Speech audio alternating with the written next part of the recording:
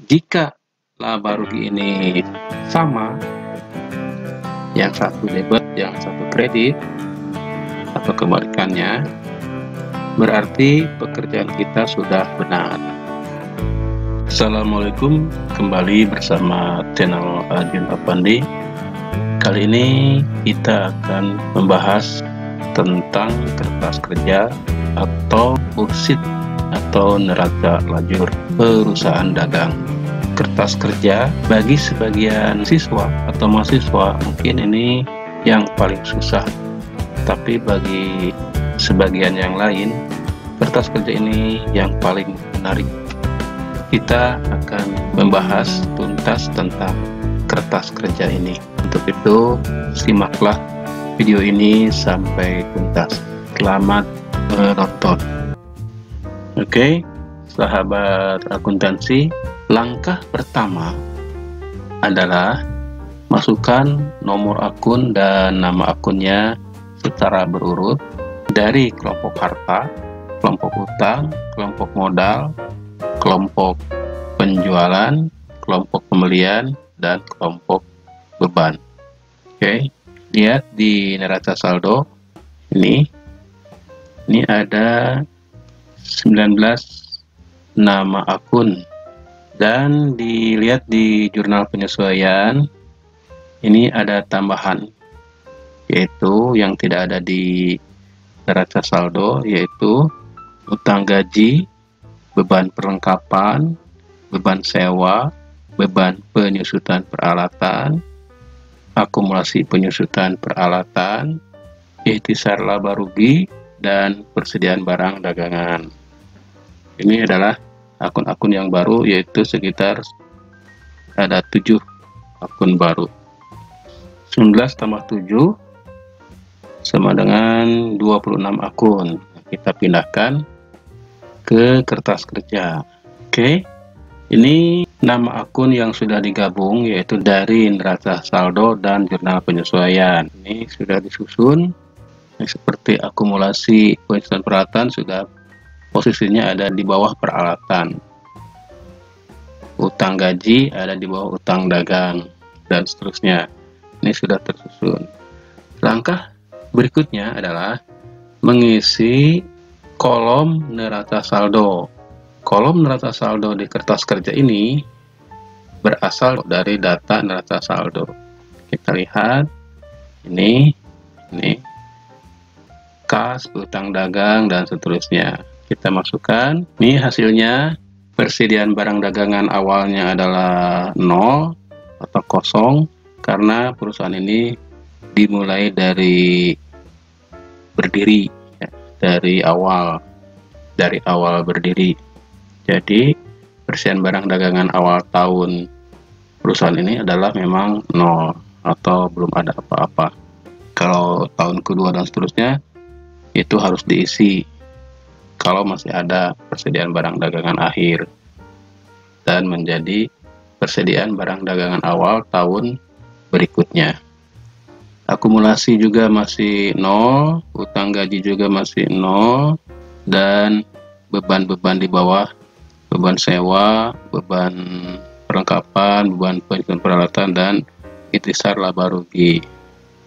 Ini adalah ikhtisar laba rugi. Ini adalah akun sementara, yaitu akun saat pembuatan laporan keuangan atau prosesnya melalui kertas kerja, karena menggunakan metode pendekatan ikhtisar laba rugi pada pencatatan barang dagangan. Jadi menggunakan pendekatan ikhtisar laba rugi, bukan menggunakan pendekatan harga pokok. Berikutnya adalah mengisi penyesuaian. Penyesuaian berasal dari jurnal penyesuaian. Kolom penyesuaian ini. Oke, lihat di jurnal penyesuaian. Ini beban gaji 1 juta, utang gaji 1 juta. Oke, lihat di kertas kerja, beban gaji 1 juta. Utang gaji kreditnya 1 juta. Berikutnya beban perlengkapan. 200.000. Beban perlengkapan 200.000, perlengkapannya berkurang 200.000. Berikutnya beban sewa dibayar di muka 6 juta. Beban sewa 6 juta debit, sewa dibayar di muka 6 juta kredit. Berikutnya beban penyusutan peralatan 750.000, akumulasi penyusutan peralatan 750.000. Beban penyusutan peralatan debit 750.000, akumulasi penyusutan peralatan kredit 750.000. Berikutnya ikhtisar laba rugi 0, persediaan barang dagangan 0, dan persediaan barang dagangan debit 20 juta, ikhtisar laba rugi 20 juta kredit. Dan barang dagangannya debitnya 20 juta, kreditnya 0, ikhtisar laba ruginya debitnya 0, kreditnya 20 juta. Kita jumlahkan, debit 27.950.000, kredit sama. Langkah berikutnya, neraca saldo disesuaikan. Itu berasal dari neraca saldo plus penyesuaian. Kalau sama saldonya, misalnya debit atau kredit itu ditambah, tapi kalau berbeda, misalnya debit kredit atau kredit debit itu dikurang. Kas itu tidak ada perubahan, berarti saldonya tetap. Persediaan barang dagangan debit 20 juta, piutang dagang debit 25 juta. Perlengkapan, nih, perhatikan perlengkapan, saldonya yang satu debit, yang satu kredit, artinya dikurang.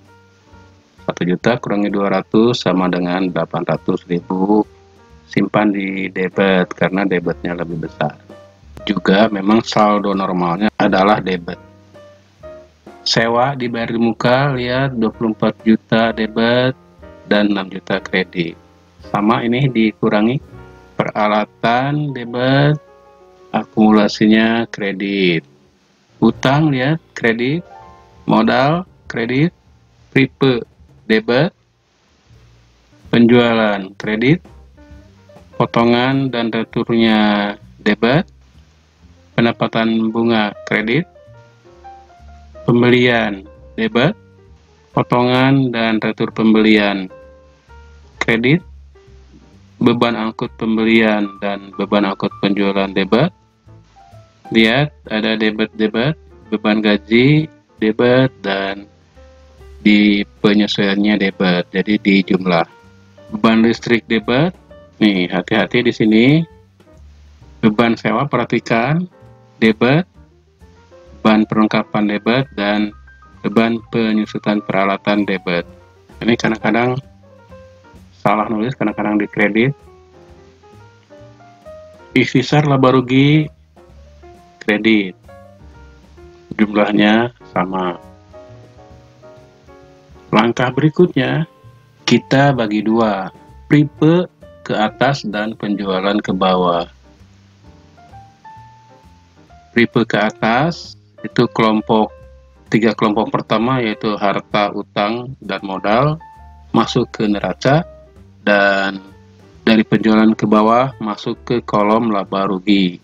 Ini jangan diisi sampai pripe, tapi masukkan ke neraca yang paling kanan.